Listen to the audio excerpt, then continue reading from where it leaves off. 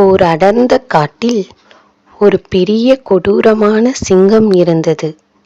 சிங்கம் பலமாக இருந்ததால் மற்ற எல்லா விலங்குகளையும் கொடுமைப்படுத்தியது.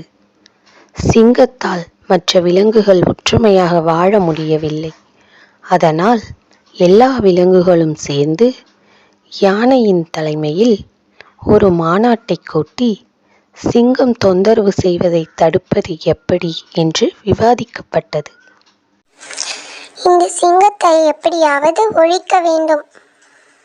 சிங்கத்துக்கு பாடம் கற்பிக்க நம்மில் ஒருவரை தேர்ந்தெடுக்க வேண்டும். இதை சொன்னதும் அனைத்து விலங்குகளும் பின்வாங்கின. சிங்கத்தின் மீதுள்ள பயத்தால் ஒருவரும் முன்வரவில்லை. அப்போது ஒரு ஆந்தை முன்வந்தது. பயப்படாதீர்கள் என் நண்பர்களே, சிங்கத்தை நான் பார்த்துக் கொள்கிறேன். சில விலங்குகள் மகிழ்ச்சி அடைந்தன, சில விலங்குகள் சிரித்தன. ஆனால் சிங்கத்தை எதிர்க்க வேறு யாரும் முன்வராததால் அனைவரும் ஏற்றுக்கொண்டனர். மறுநாள் காலையில் ஆந்தை சிங்கத்தை எதிர்கொள்ளும் என்ற செய்தி காடு முழுவதும் பரவியது. இதை கேட்ட சிங்கம் சிரித்தது. அதனால் சிங்கம் ஆந்தைக்காக காத்திருந்தது. மற்ற விலங்குகளும் சிங்கத்தின் குகைக்கருகே காத்திருந்தன. ஆனால் ஆந்தை மட்டும் இல்லை. மாலை வேளையும் வந்துவிட்டது. ஆந்தையை காணவில்லை. விலங்குகள் அனைத்தும் வீடு திரும்ப தொடங்கிவிட்டன. இறுதியாக ஆந்தை அங்கு வந்தது. ஏன் இவ்வளவு தாமதம்? சிங்கராஜா, நான் வரும் வழியில் ஒரு பெரிய சிங்கத்தை கண்டேன்.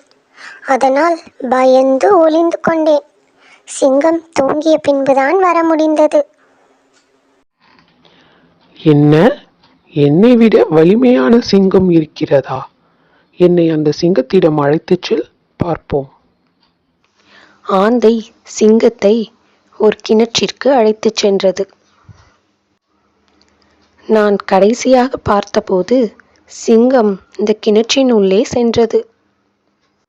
சிங்கம் கிணற்றின் உள்ளே எட்டி பார்த்து சத்தமாக கர்ஜித்தது.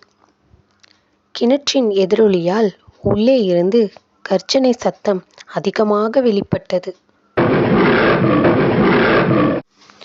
சிங்கம் திகிலடைந்தது.